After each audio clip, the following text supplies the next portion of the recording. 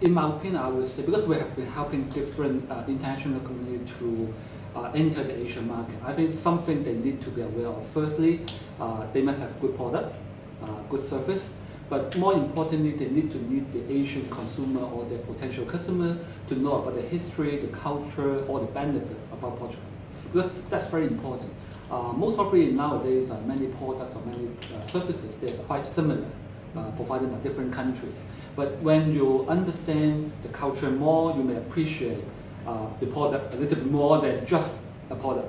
So I would say, for companies who want to enter into the Asian market, most probably you do not just bring along your product and service, but bring along your long history, long culture, and share that with the Asian people. China is a big country.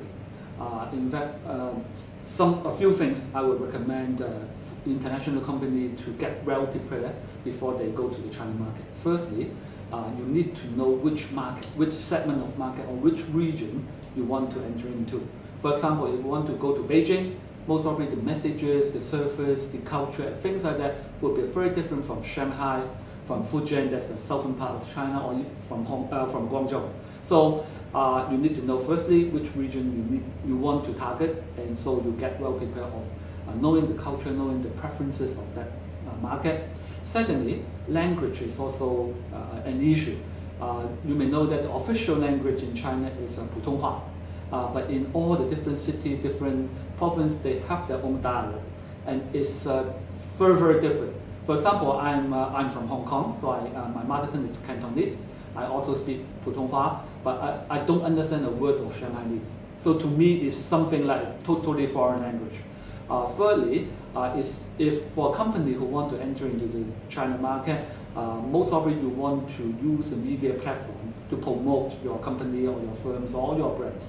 So you know the media practice in China may be different, and also we have many media there. So we have thousands of newspapers, nearly 10,000 of magazines, and many TV stations and channels. So most of it you need to find. I would say for international companies, when we have lots of different companies from different countries to Asia, sometimes we also recommend them to go to the target market early as possible, and set up some physical presence there.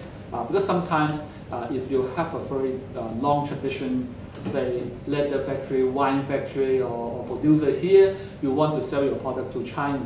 Although you may not move your operation to China, but it would be nice to have your own shops, maybe a factory store in some of the major cities like Beijing or Shanghai or Guangdong or Hong Kong.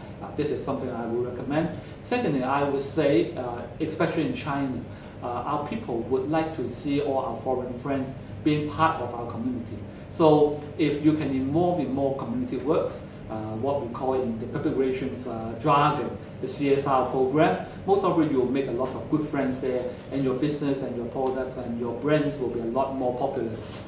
So this will be some of my advice. I would say that there are already some products or some culture from Portuguese to China. We are quite well aware of those, maybe like football, maybe like your wine, some of your food. And also, you know, there's a small city in China called Macau, which has long ties with Portugal. So we understand a little bit about the culture, but honestly, when you go deep into that, most of it, we need a lot more education from you guys. You tell us more about how to appreciate your product, appreciate your service, appreciate your culture. And I would say because of the long time, especially with Macau, which like I'm from Hong Kong, we are so close to Macau, and the southern part of China, they're also very close to Macau. So meaning we already have definitely some friendship there, and knowing a little bit about your country. But if you can tell us more, when you bring in your product, your service, you tell us more about the culture, about the history, about all these good things, most probably that would be the successful elements.